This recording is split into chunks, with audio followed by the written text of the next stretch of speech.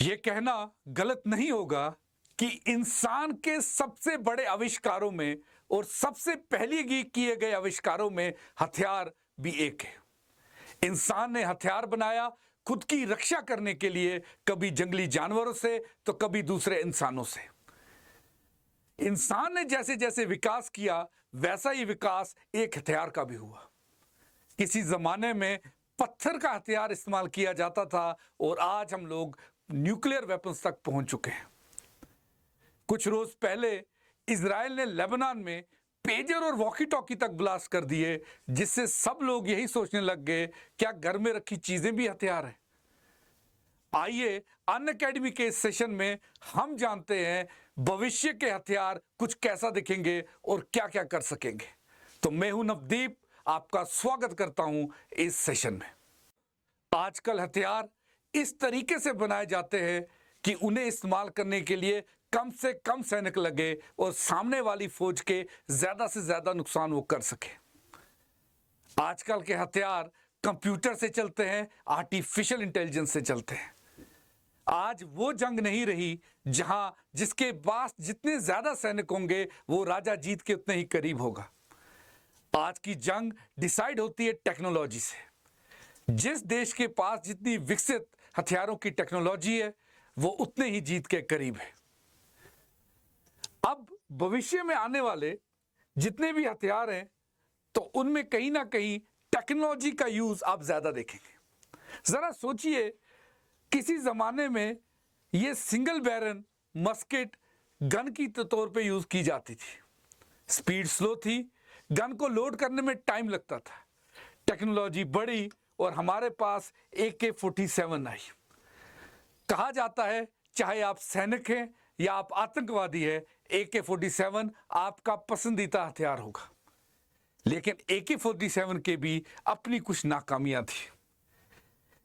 जैसे एग्जाम्पल मैं आपको देता हूं। एग्जाम्पल लीजिए कि मैं एक दीवार के पीछे छुपा हूं और फॉर एग्जाम्पल मेरे यहां से दुश्मन आ रहा है। अगर मैंने दुश्मन को मारना है तो मेरे को पूरा अपने दुश्मन की ओर मुड़ना पड़ेगा, क्योंकि मेरी बंदूक सीधे ही जाएगी।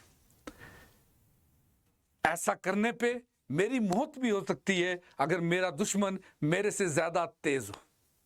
इसीलिए अब AK-47 के अंदर भी टेक्नोलॉजी से विकास हुआ। अब वो बंदूक आ गई जो मुड़ जाती है। आप दीवार के पीछे छुपे रहें, बंदूक ही मुड़ेगी और सामने वाले दुश्मन को मार देगी। आपने बस यहां लगे कैमरे से देखना है कि कौन कहां पर है। इससे आपकी जान की सुरक्षा तो होगी और सामने वाले का आप ज्यादा नुकसान कर देंगे। बस ऐसे ही जैसे एक मस्केट AK-47 बनी और AK-47 कॉर्नर शॉट गन बनी, ऐसे ही हमारे भविष्य के हथियारों में एक के बाद एक चेंजेस हो रही हैं। और यही चेंजेस ये बताएंगी कि कौन सा देश कितना शक्तिशाली है। एक और उदाहरण मैं आपको देता हूं। सबसे पहले हमने वर्ल्ड वॉर 2 के टाइम पे एयरक्राफ्ट देखे जो बॉम्ब फेंकते थे। जिसके पास जितने ज्यादा एयरक्राफ्ट होंगे उतने ज्यादा ही वो देश जीत के करीब होगा। आहिस्ता आहिस्ता गल्फ वॉर के दौरान हमने फाइटर प्लेन्स देखे। ये ज्यादा तेजी से चलते थे, इन्हें मारना मुश्किल होता था एंटी एयरक्राफ्ट गन से। ये चीज याद रखिएगा, जैसे ही कोई हथियार डेवलप होता है उससे रक्षा करने के लिए भी दूसरा हथियार बनाया जाता है। तो ऐसे ही ये पुराने एयरक्राफ्ट फाइटर प्लेन्स में चेंज हुए। लेकिन इसकी डिफेंस टेक्नोलॉजी भी साथ में वक्त के साथ बदलती गई। इन्हें पकड़ना आसान हो गया, इन्हें शूट करके ट्रैक करके शूट करना भी आसान हो गया। इसीलिए अब इसमें भी टेक्नोलॉजी के थ्रू चेंजेस लानी जरूरी थी। और एक और चीज करने की जरूरत थी कि ये लंबे टाइम तक उड़ सके। हम अक्सर देखते थे जब ईरान इराक में वॉर थी तो अमेरिका के जहाज आके भारत में तेल भरवाया करते थे, क्योंकि इनको ईंधन ज्यादा चाहिए लंबी दूरी तय करके अटैक करने के लिए। इसका भी सॉल्यूशन टेक्नोलॉजी ने निकाला। ये छोटे प्लेन्स अब हवा में ही तेल रिफिल कर सकते हैं। ये टेक्नोलॉजी ही है, ये वक्त के साथ बदलते हथियार ही है। जिनकी दार के साथ साथ टेक्नोलॉजी भी चेंज हो रही है और इनमें जो कमियां थी वो कमियां एक एक करके दूर हो रही हैं। इसी के साथ एक और उदाहरण अगर मैं आपको दूं तो वो होगा रॉकेट का। कहते हैं टीपू सुल्तान ने भारत में रॉकेट्स का विकास किया, लेकिन उससे पहले ही कहते हैं कि चाइनीज ने भी रॉकेट्स का विस्तार किया हुआ था। शॉर्ट रेंज रॉकेट थे, ज्यादा दूर तक जा नहीं पाते थे। फिर टाइम के साथ साथ इंसान ने रॉकेट टेक्नोलॉजी पे भी काम किया, इसे इंप्रूव किया और हमारे पास दूर तक जाने वाले रॉकेट्स बने। लेकिन इनमें भी एक कमी थी। कमी ये थी कि ये एक कॉन्टिनेंट से दूसरे कॉन्टिनेंट तक नहीं जा पाते थे और अब इन मिसाइल्स को, इन रॉकेट्स को तोड़ने के लिए anti missile guns, anti missiles तक तैयार हो चुकी थी। इसका भी सॉल्यूशन टेक्नोलॉजी ने निकाला और हमारे पास सुपरसोनिक मिसाइल्स आती हैं। ये सुपरसोनिक मिसाइल्स हवा में आवाज से 3 से 5 गुना तेजी से चलती है। यानी जितनी हमारी आवाज की स्पीड है हवा में, उससे 3 से 5 गुना ज्यादा तेजी से ये मिसाइल्स चलती है। इन्हें पकड़ पाना ना ही मुश्किल है, इन्हें हवा में खत्म करना और भी मुश्किल है। तो हमने देखा अभी तक कैसे एक बंदूक ने सफर देखा टेक्नोलॉजी के साथ इंप्रूवमेंट का, कैसे हमने देखा कि एक जहाज ने टेक्नोलॉजी के साथ इंप्रूवमेंट का रूप देखा। अभी हमने रॉकेट्स देखे। बारूद के बाद जो ये वॉरफेयर का फेज है, इसी को हम मॉडर्न वॉरफेयर कहते हैं। और मॉडर्न वॉरफेयर में जिन चीजों से सबसे ज्यादा डर लग रहा है वो है केमिकल एंड बायोलॉजिकल वेपन्स। पुराने समय में हम अक्सर सुनते थे कि राजा को जहर देके मार दिया गया। जहां जहर से राजा की मौत होती थी, वहीं अभी यही जहर सामने वाले दुश्मन देश के लोगों और फौज को मारने के लिए भी इस्तेमाल किए जाते हैं। ये जहर अब 2 प्रकार के होते हैं, एक केमिकल वेपन्स, दूसरे बायोलॉजिकल वेपन्स। पहले बायोलॉजिकल वेपन बता दूं तो virus, bacteria, toxins, Ebola, anthrax, ये वो चीजें हैं जो सामने वाले देश के लोगों पे छोड़े जाते हैं। इबोला जैसी बीमारी, एंथ्रेक्स जैसी बीमारी बायोलॉजिकल है, बीमारी है।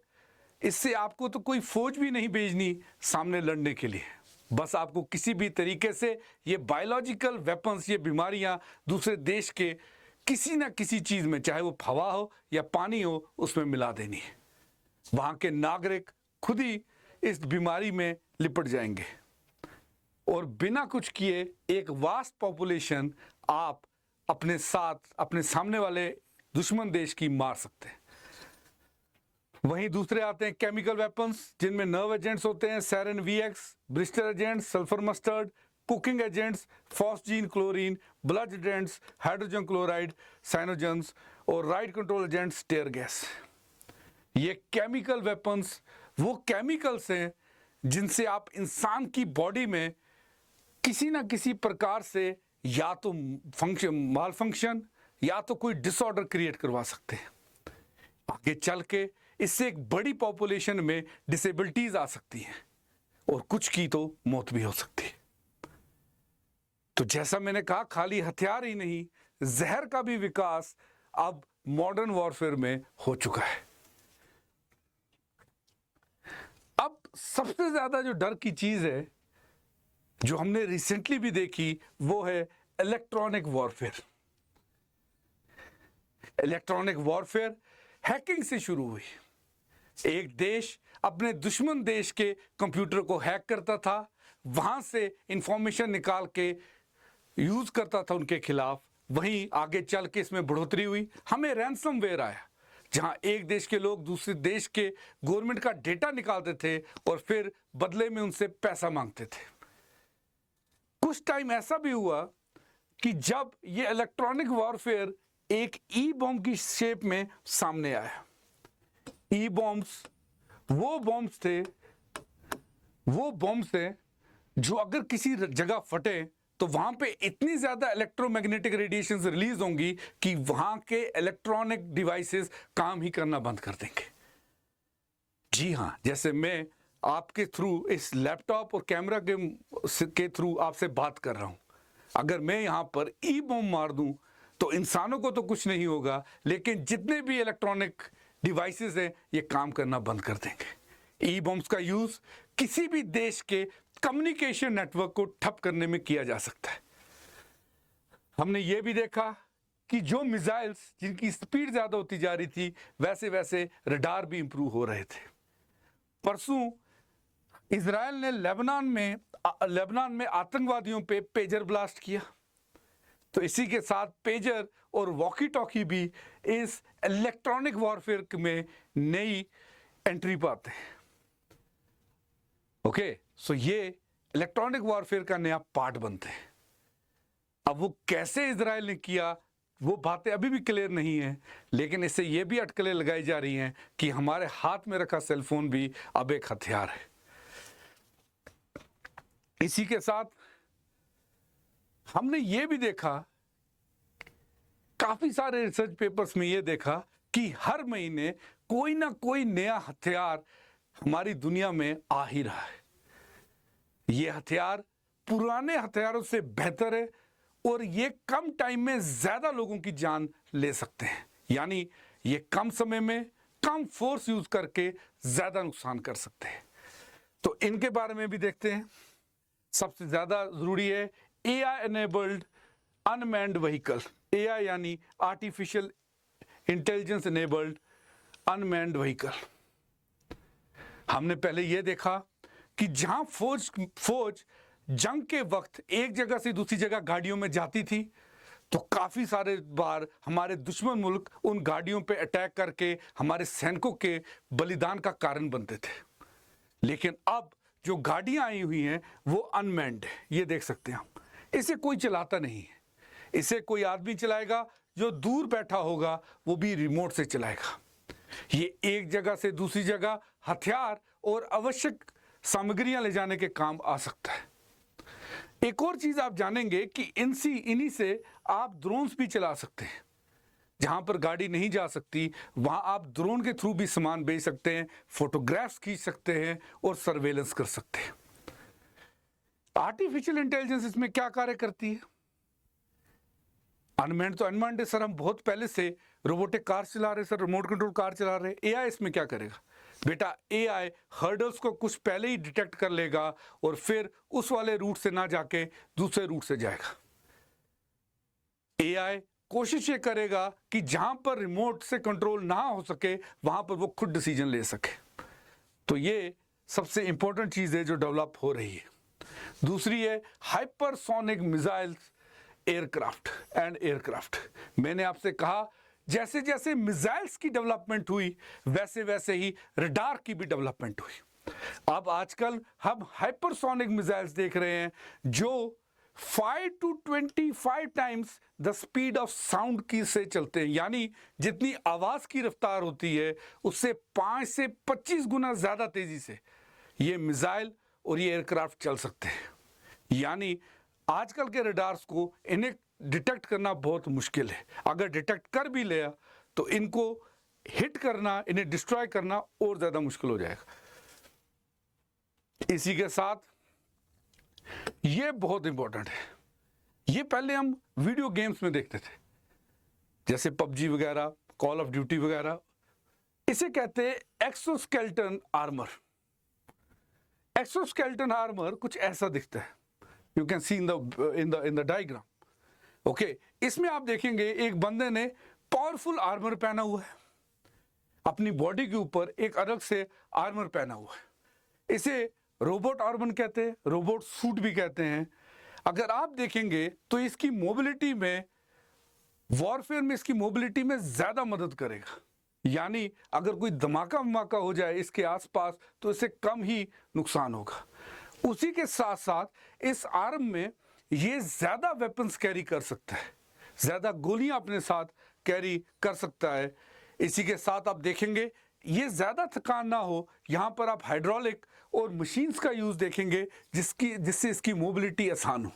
यानी अगर ये फौजी जिसने एक्सोस्केलेटन ड्रेस पहना हुआ है जख्मी भी हो जाए तो हमें कोई घबराने की ज़रूरत नहीं है, क्योंकि इसकी मोबिलिटी फिर हाइड्रोलिक और मशीन्स की मदद से होगी और ये जल्दी ही एक सेफ जगह तक पहुंच सकता है।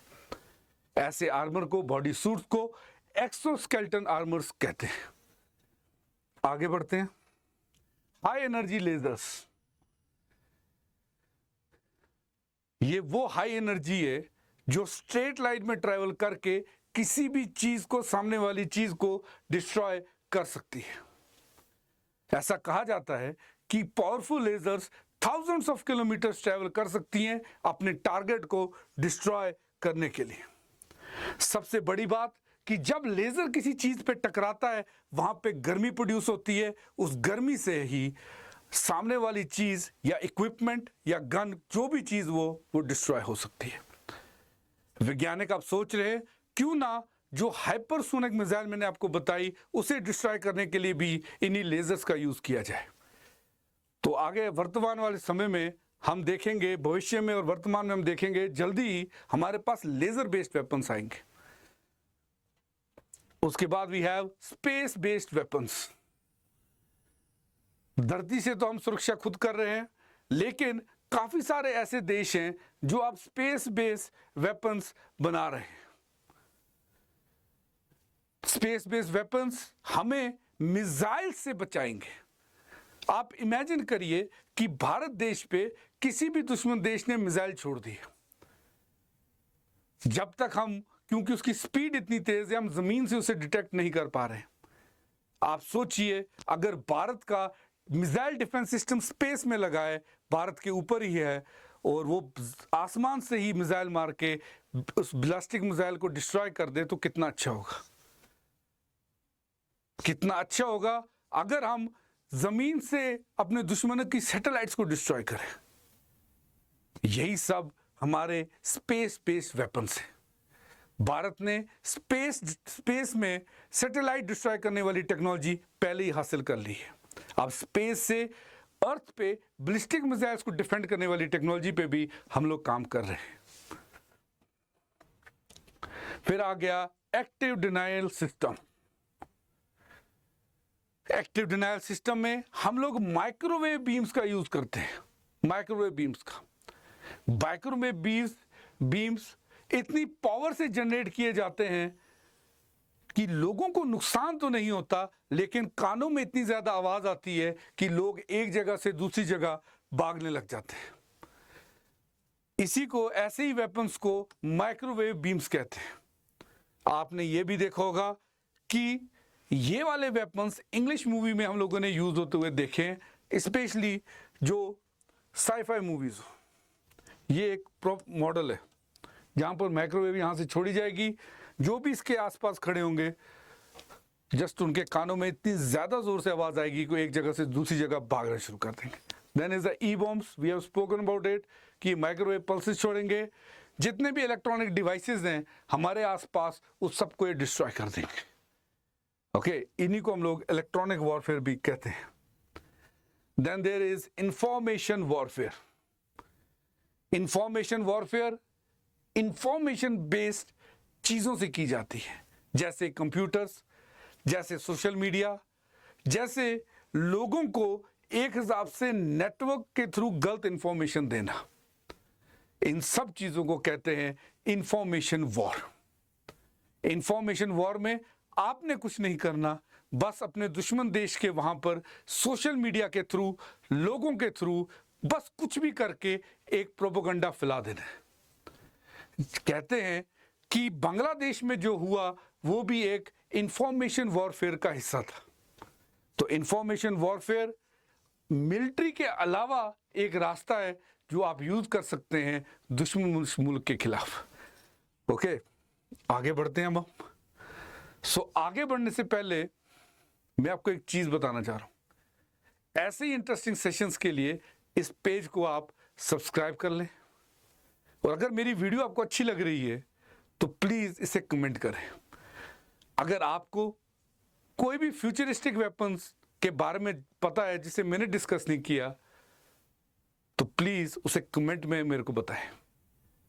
तो इस सेशन को मैं यहीं पर, इस पार्ट को मैं यहीं पर खत्म करता हूं। अगले पार्ट के साथ मैं जल्दी आपके सामने आऊंगा। Have a great day ahead of you guys. Thanks for watching An Academy. Let's crack it.